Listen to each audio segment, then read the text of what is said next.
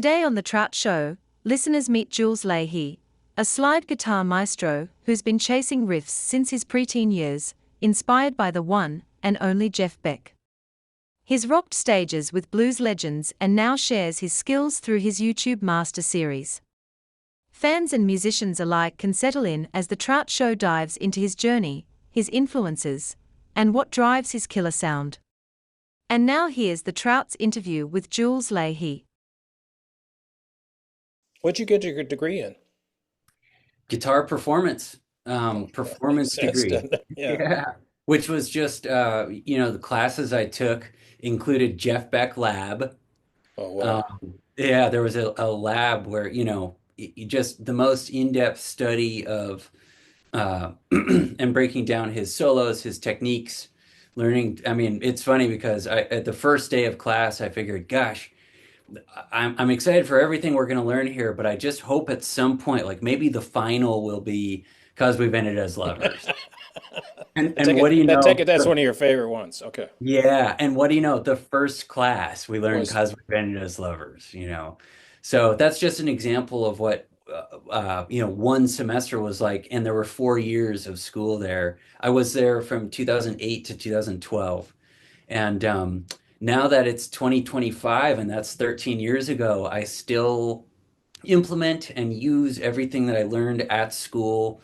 And just really great to be in this melting pot of really talented, young people, all right. kind of chasing their dreams, figuring out what their voices are on their various instruments, all doing that together at the same time.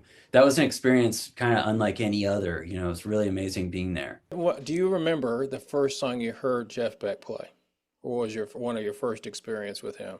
Yeah, great question. So the first time I saw him was it was 2001, I believe, and it was with Jennifer Batten.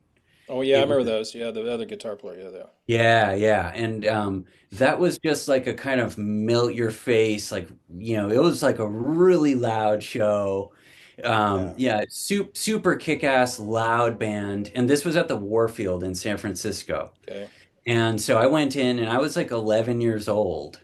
And holy cow, I just couldn't believe the experience. So he was playing things off of the You Had It Coming record. Yeah. Who else? Yeah. I think the very first thing that I ever heard him play was they came out and they played What Mama Said. Oh, that's a cool tune. And it's really cool. It's just like, it's like this rock and roll guitar from the future. Yeah, because she's the one that I don't know if she did it on the recording, but live she did the da da da da da da da da da da da that part one. And then Exactly. yeah. So, it's this just like crazy. And then he comes out and he's like, doing his really cool kind of, it's basically like souped up rockabilly. He's really doing that like souped up rockabilly stuff, like with just a supercharged rock and roll guitar sound that, blew my little 11-year-old mind. I was just like, oh.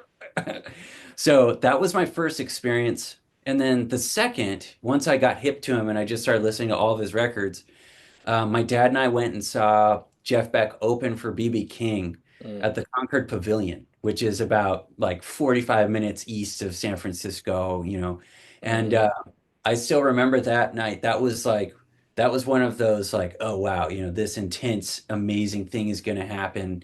I knew what I was getting myself into, and then got my minds blown that night by both Jeff Beck I and was going to BB. say you got both the best of both worlds here. Being a blues guy with the BB King, and I still play. When I last band, we were always playing "Thrill's Gone." I'd always change it around a little bit, and the famous BB box on the guitar. Not very many people can replicate them. They can try, but it's kind of like Martin Knopfler. They got that thumb thing going on, and I don't know how many times I used to watch the Ronnie, what's that place in Honey Illinois? Scott's. Ronnie Scott's doing all those things where he slides up and the sound. I'm going, how does he do that? And it reminded me of Hendrix because people are like always talking about I couldn't, we don't know. Right. But you're kind of like me. You like that, but you also are a blues guy. I mean, you play slide. You're a phenomenal slide player. Thank Um, you. and where was the divergence? Was the blues first, and then you kind of went to the rock, or what was kind of that kind of thing for you? I really appreciate that question because a lot of itches that I have are scratched by Jeff Beck's playing and like I mentioned, he has all these angles and sides. There's obviously the wailing pyrotechnic, really exciting guitar, like just, spectacular fireworks show that he can put on. But then the finesse and the dynamics and the control, the specificity over, if he's doing playing with the harmonics, he can Mhm. actually play melodically and not just go, wow. He can play these Yeah. beautiful melodies and have total control over the whole thing the entire time. And that to me, I really grew up listening to and soaking in the blues vernacular and starting with like the early acoustic blues, like the Alan Lomax field recordings of like some of the earliest recordings and evidence we have of, guys playing like a resonator with a whatever they use for a slide, Who knows? Yeah. who knows? Yeah. And so that was really what I grew up loving. And so once I discovered Jeff, it was like, whoa, this certainly brings a lot of those elements. He's obviously a pioneer of the early rock and roll guitar sound. And so I just felt like, wow, this has like the most of sort of what he does for like the Venn diagram of things I'm interested in. It's all here in such a unique, fantastic way. And then, so I was just into it. But then once I did things like that Jeff Beck lab in school, Hmm. it was like, oh, hey, I'm not just interested in this, but it's actually becoming part of how I play. And, once you study guys like Duane Allman, B.B. King, Jeff Beck, Jimi Hendrix, and you just keep playing and you play, between playing live, recording your own stuff, recording on other people's things, being in other people's bands, and you know those the tradition of how guys like Jimi Hendrix play Red House or how Jeff Beck plays Brush with the Blues, kind of similar tunes, but very different ways of approaching the same thing. Yep. It sort of seeps into and becomes how you end up sounding. And so I've been playing for about 20 years now. And I have gone down, I'm like a rabbit hole guy. Like I definitely have gone down the Mark Knopfler rabbit hole, Jeff Beck, Jimi Hendrix, you know, Duane Allman, you name it. But impacting how I play and just kind of like how I kind of come out the other side has been a big. It's not just fun and fascinating to obsess over something. It's like data collection and informing my trajectory each step of the way. And nobody did that more than Jeff for me personally, I'd say. But obviously studied. I was watching your Instagram earlier today, and some of the great artists of old.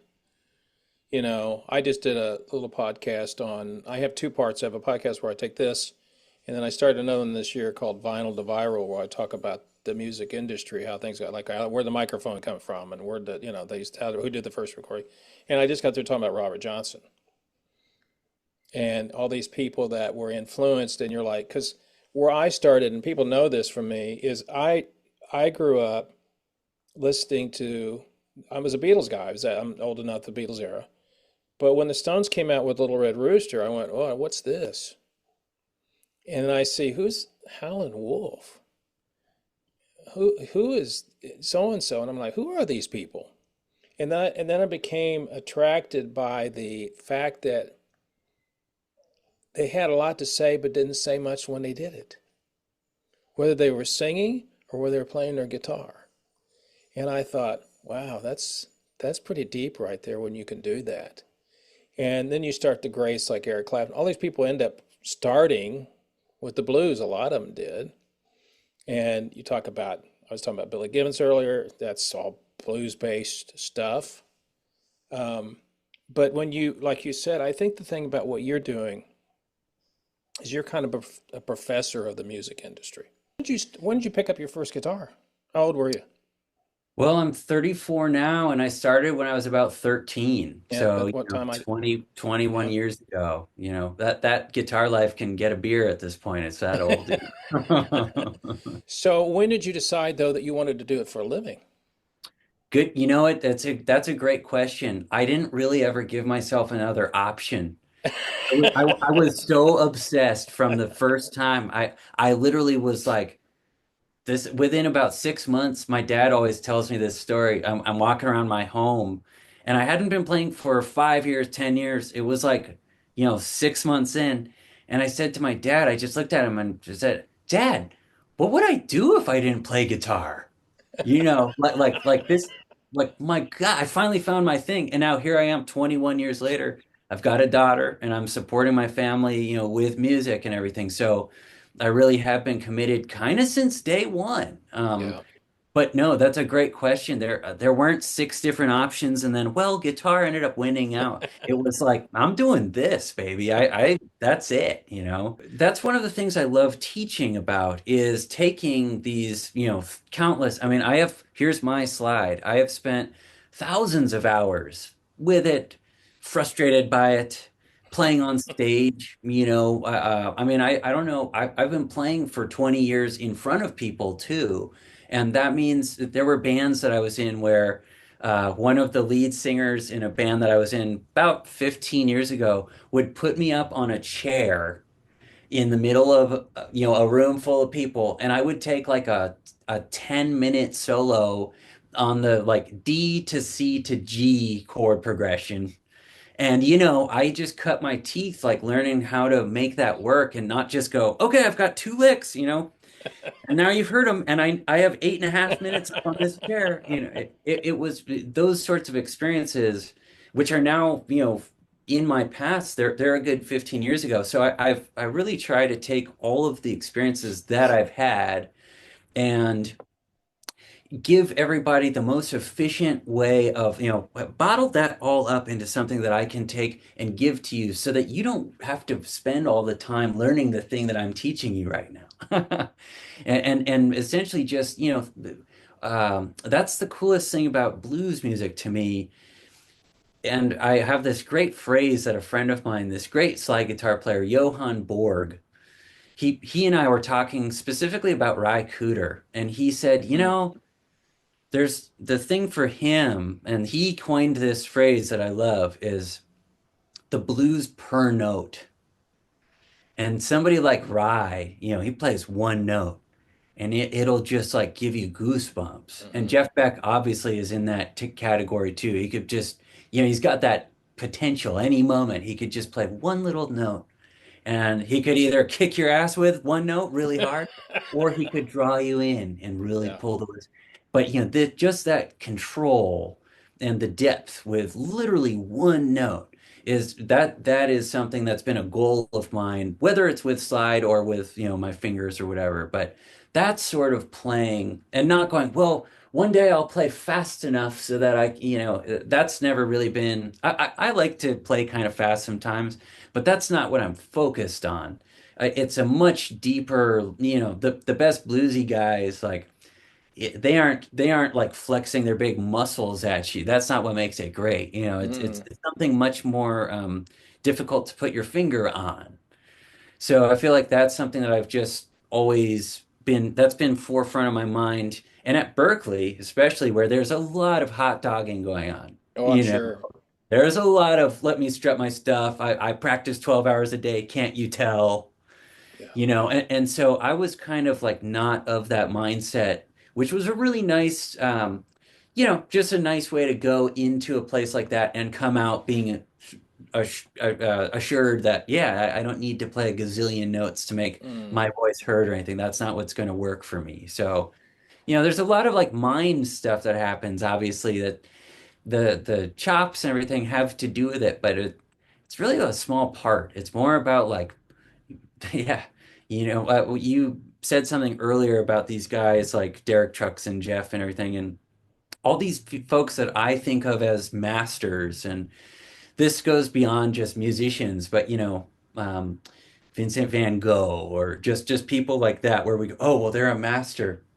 And to me, I think, well, yes, they are, but those masters are just displaying their curiosity on full, unapologetic display for us, and we're a part of it. and it comes across as their mastery or something that they're done with or complete with. But in fact, if you talk to them, Jeff Beck, he would go, oh, no, yeah, I'm working on this thing. I'm always shooting for the future. Yeah. I'm thinking Yep. ahead. And Yep. so that's something to me I feel like I've picked up on Miles Davis. Oh yeah. Yeah. He wouldn't say I've mastered it and I'm done. He's curious, he's chasing something, you know. And so to me, that's what I've picked up on all of my biggest inspirations and heroes. They're never done. This is never something Hmm. you're done with, you know. So that is like talking about drive or being inspired to keep going all the time. That keeps me inspired to just continue to be my best, continue to, you know, if there's a spark for a student, give them something that's going to make them go, wow, Jules, you wouldn't believe it. This, that, and the other. And I just smile and go, that's, you know, there you go. I That's just, the payoff. That's the payoff. yeah, yeah. And that pays off for me as well, of course. So that's just a little bit of like, you know, inspiration, drive, the sound, like what the heck are we doing with this? You can pick up your guitar and feel like not playing that thing ever again sometimes because it's frustrating, you know, for sure. But that's kind of a sign that you know, you care and that you're not just, I'm done. You know, I've never felt that way about it, you know. Well, there's times that I don't play it for a while, you know, a day or two, but I'm constantly. I think what you're saying is that Jeff was a prime example of that. Was they're never happy, you know, and people like Beck, and there are other people like that. You've played with Buddy Guy. I saw you on stage with Buddy. I know his guitar tech, Connor Court now, Uh-huh. and he's like you. Obviously, he's about more years on his life, but he's always trying to get new talent the opportunity to shine. What's your goal? I mean, obviously you're doing pretty well with your channel and all that stuff, but what's your kind of your long-term goal as far as you know, playing more or getting promoting it or something like that? Great question. So I'm really excited to be launching the online Jules Academy, the online Cool. Jules Guitar School. I've kind of outgrown teaching people one by one. I still have some time for private lessons, and you know, some people who are really dedicated and who really love all my videos and just things that I do. So it's not 100% stopping, but simply put, I have a 9-month-old daughter now, and the channel, my YouTube channel, has grown, and my just general social media following has grown enough so that there's um, there's demand for an online school where it's like group classes. I have some I have some master classes available right now. I have a Derek Truck slide master class, I and saw then that. Yeah. Yeah. a modern blues guitar master class. But coming out very soon is a Jimi Hendrix, a Stevie Ray Vaughan. We have a Jeff Beck. We're working on just kind of this whole offering of like the whole everything that I have here. So I do love teaching, and I love playing. Oh, exactly. There It's you always go. sitting there right by me. Talk Exactly. back Yeah. Jimi Hendrix. Like, I, Yes.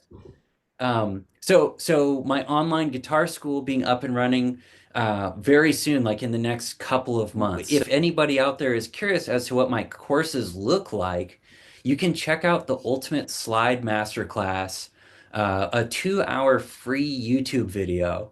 And this one, it's really cool. The comments have been so generous and so kind. A comment we get quite a bit on that video, you can see is this is like the best slide guitar lesson on the internet. And there are like 100 people saying that. So we have a bunch mm. of really great feedback on this one video, and that's the level of production value and instruction and everything of my other courses. So if anyone's curious to see, you know, what that might look like, I'd direct them there first. But then my YouTube channel is just filled with videos of me teaching at home. It looks a lot like this, a lot of videos here. Yes. Yep. Performances, I've done like the national anthem at the A's and the I Giants saw that. game. So there's like Do you do it's the Jimi Hendrix version or the slide version? you know, Which, that's a great question. I've done a slide version mainly, and it's a really cool way of sort of paying homage to, you know, all of my heroes, but having my own sort of unique lane or way of mm, playing it that's, you know, not too copycatty. And yeah, that's been just a really, really cool, great gig, a really fun gig that I've had the last few years. I'm actually going to do it this Sunday at the Oakland Arena here for Monster Jam, which is like the monster truck. So it's super fun. I've like become the guy they call for that, which is just great. And I noticed that you use, what was the amps that you use? Well, I have I an know you actually, did talk about Dumbo for a while. I did say comments about Dumbo, yeah. But yeah. that's So right. You were using some Fenders, weren't you? Or you are using Fenders. yeah, I've been really loving this Fender 5E3 Tweed circuit that was just actually made for me by a new friend that I've made. Oh wow. This thing is fantastic. And then over here is a 68 Super Reverb. Ah, And man, I mean, if you have a Strat or anything like that, a classic Super Reverb is just fantastic. I also have a Princeton Reverb back over here behind the camera. And then I have and a that's got two. like 112 in it. The Princeton is It's 110 or 110. 110. Yeah, Yeah, 110. And I've had some mods to them where they just are singing. They're like ringing clear as a bell. And then I have a Two Rock Bloomfield Drive as well. that's what I was thinking about. I saw that. And that's a beautiful amp. I mean, between those four right there, I also have sitting behind me, but a speaker has been taken out of it, a really nice deluxe reverb. Mm, But I'm generally Fender family. Like I I understand. I love the Marshall and Vox thing, and they're orange. I mean, there are a bunch of great amp Yeah. things. But for me, my voice has really been in like home for me is like kind of the Fender realm of amps. And I noticed you've done some stuff, but you really haven't put it out that much. Do you like doing studio work? Do you want to put an album out, or that's something in your future? Yeah, good question. I have a bunch of EPs and albums that I made in my 20s that were basically excuses for me to use the new gear I got or just use something like that. It's not a pop record that was ever going to become, it was purely for me to grow in my artistry and figure out try something. Like one of my records, and actually I have some of the album covers up here on this very colorful wall. Like I got a DL4, which is like the big green line 6 delay Mm-mm, yeah, pedal, yeah, yeah, yeah, yeah. and an EBO. Oh, And I just went to town. It inspired, it was like this whole direction that I had where, okay, I'm gonna just make, some wacky tunes and go down this path for a little bit. my Ebo's sitting on top of the Marshall. Uh-huh. Just a great, what a It's cool. it's fun to use. Yeah. Yeah, yeah, and so there was kind of like giving myself a thing to work on. I'm actually very eager to make a record now. I've been like really wanting to make a new record with my new pieces of gear that I've picked up recently, and just like kind of now that I would take it more seriously in the making it something a little more accessible. But the coolest part about doing anything self-indulgent and not worrying about it succeeding or working is that now I've done that and I know more of what I would really like to make that would actually probably check off those boxes of being artistically exciting to me, but would actually be something that the world would like to hear too, and I could actually tour and promote. That's definitely totally on the like in the next, I'd say 1 to 2 years, something that I want to put out for sure. What's the average age of people that you get to see that come to you? Are they all over the place or younger? Good question. It's a mostly older than me crowd. I was wondering. And it's funny because I get asked the same thing all the time, which is just, I mean, people are always they're really kind, really appreciate that that I'm a blues lover who's keeping this thing going in the way that I am, and they respect that. And they're always after being excited and everything. It's like, how did you get into this? And the person always usually, well, I mean, I've just experienced this so many times because back when I saw Muddy Waters in Chicago, Yeah. and this person's 80 something or whatever, Yeah. and they go, but man, to see somebody young like you doing this, I can't tell you how excited it makes me feel. So, I've been really it's an honor. I mean, I've got these great pictures. Right now, I'm looking at some pictures of me with Taj Mahal, BB King, Mm. Guy and Jimmy Vaughn, Les Paul, all right on my little wall here. And I'm super honored that I've ever met those people. They showed me anything, had me up on stage with them to perform. Did you I get feel to like meet Les before he died? yeah, I did. I Did met you see him. him in the Iridium, or where was he That's when you saw him? exactly where, yeah, Yeah. yeah. And I went with my dad, and my dad told Les, he said, "Sir, my son here saved up all of his money and he bought a Les Paul, and I was like 12 or 13, and Les put his hand out to shake, and my dad said, "He has a cold. I don't think you want to." And Les looked at me and he put his hand out. Just shake my hand, right on, young man. And Les did not pass away right then. I had nothing to do with him going, so there was nothing there. No. But then Les signed the picture for me. He and Oh, we wow. ended up signing. So I have this great picture of Les and I up on the wall that he signed That's for me. But sweet. yeah, just all these people. You got to meet your heroes. I've met my heroes and given them big hugs, and they've invited me back to play with them over and over. Let me just show you this really quick. This is super cool. This is my family with Buddy Buddy Guy. Guy. Is And Buddy loved, and then this was before I played with that your him. dad on Buddy's left? Yeah, my Yeah. dad and then my mom and sister over here. But Yeah. that's like it's not just me playing up there by myself or anything. It's like, no, come meet me, take a picture with your family, Yeah. I could. What's your favorite? Do you play an E or G? Do you play an E mostly? Do you like playing E, open E? Is that your Yeah, favorite? for Because I slide, know Derek plays an open G all the time. That's all he plays in.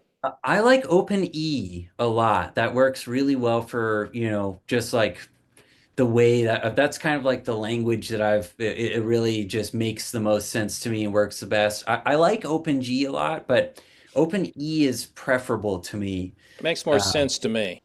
yeah, it's I weird. watched Derek Right. kind of going, okay, I know he's been doing this since he's 12, but I'm thinking, okay, I'm going to have to transpose. That's not really okay, it's up here, it's not here. But with the E, an open E, you can figure it out pretty quick as far as I'm concerned. Yeah, Open E is definitely like if anybody out there is going, boy, slide sounds cool, and I don't know the difference, I'd recommend that you start in Open E, and that Ultimate Slide Masterclass video is all in Open E. Okay. So if it and I mean just it's a cool thing to steer anybody towards. It's free, it's 2 hours, it's a great way of getting into this new style of playing. But yeah, if you're going to start with one, I'd start with Open E. It'll probably, like you said, it's more intuitive. Yeah. You can get further quicker, easier with less headaches. You know. That's kind of true. Do Yeah, you yeah. ever have to um, raise your strings up, or you just leave them in that normal height, or do you raise them up before you play?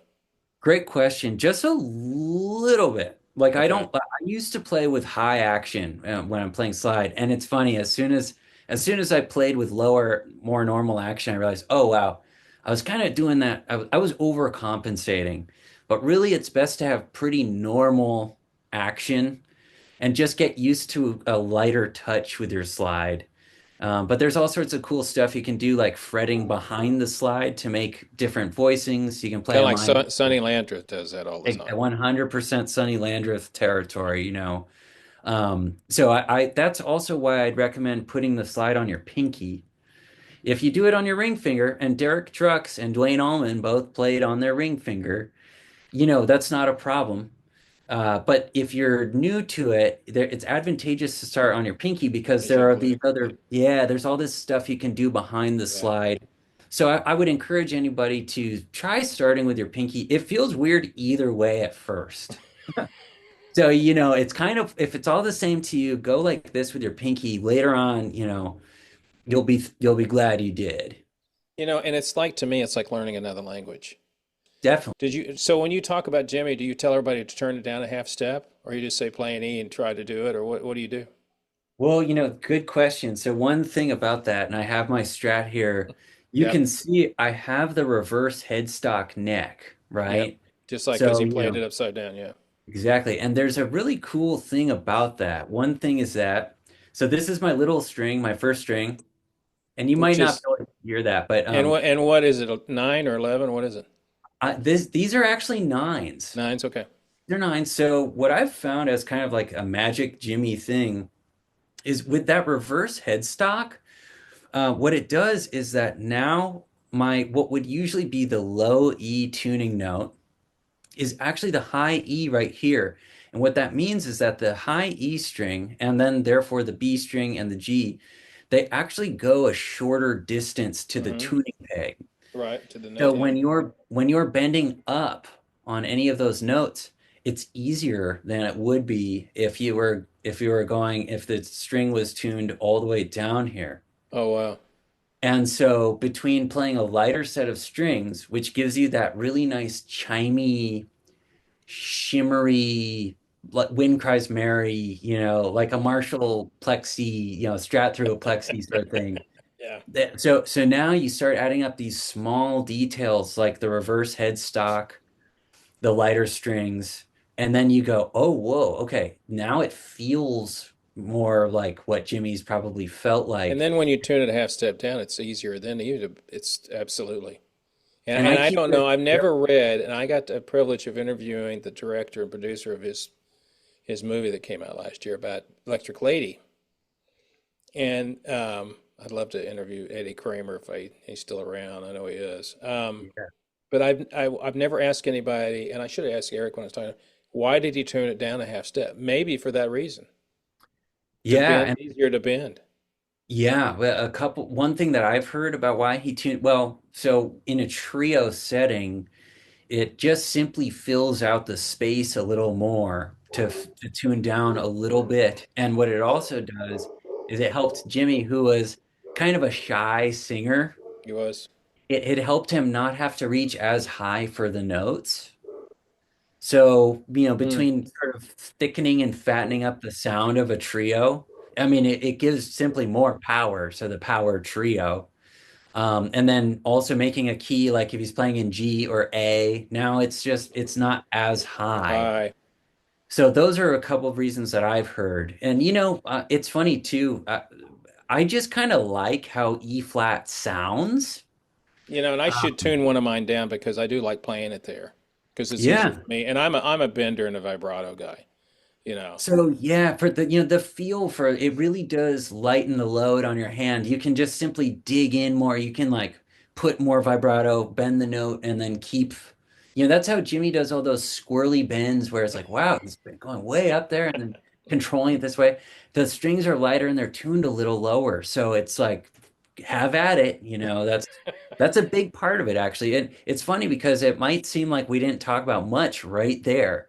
But those few things, tuning down a half step with lighter strings on a strat, if you can do the reverse headstock thing, that's not a game changer, but you do feel the difference and it does matter. But That's amazing. Yeah. yeah, yeah. So those are actually like pretty insightful. That's actually like three or four kind of big things that get you closer to sounding like Jimmy right there. It's the great I thing for us is we have those people to look up to, definitely, you know. definitely, And you've had the privilege of playing with some of them. definitely. That makes a big difference too, because it's like you don't get on stage if you suck. No, that's yeah, yeah, definitely something that, I feel super. I mean, I said it earlier, but I'm beyond honored to have some of these, the people I've shared the stage with and who have invited me back and, the buddy guy types. I don't take that lightly. It's really an honor and a privilege and just really cool to not just have as a nice thing to remember what happened one time, but actually be a huge part of my life and what I teach people and experiences that I have to draw from that are now literally how I make a living and everything. So it's all really cool. I mean, yeah, it's just a thrill to live in those memories and like they matter in a lot of ways beyond being sentimental for sure. You always wonder if people like Beethoven, the people that followed him, goes, "Did you get to meet Beethoven? Oh yeah, I Right. did. Right, right, right, Did he play right. the ninth for you? Yeah. Dun, dun, dun, dun. Yeah, yeah. Did he show you the keyboard on the harpsichord he played? Yes, he did. I Right. mean, you think about that, but we have an opportunity. I missed that. And my friend I had lunch with today goes, where is rock? Why aren't we having any more rock and roll? And I had to give him a lesson in the music industry today. Yeah. And I said, no. So people like you that keep it going, and I think there's always going to be a need for what you do, um, because I can't say it enough, you're very talented at what you do. Thank you, man. And it means you have to be a special. I can't teach people. I don't have the patience for it. Hmm. And I mean, it's different when you do a video and you're doing, hey, here, run this back. I'll run it back half speed. But when you're sitting here talking to them, you got to have a patience to judge because you have to remember, everybody starts out of the same place. Definitely. That's absolutely the case. Yeah. I And appreciate all the kind words. I really do, man. Thank you. what's up on your agenda next? You making more videos soon, or you got to be playing out, or what's up? Yeah, actually, a super exciting thing is happening right now. My business partner, Nico, who shoots all my videos. I was going to ask you who um, did that. Yeah, Nico Sotomayor shoots all my videos, and he and I are business partners. We're just about to rent out a really beautiful studio where we can, because we shoot a lot of my stuff right here, which is actually in my apartment. This is one of the two bedrooms at my home. But we're going to move this operation to a studio purely for making courses, making YouTube videos, having people over for interviews, just all things video and music, teaching clinics.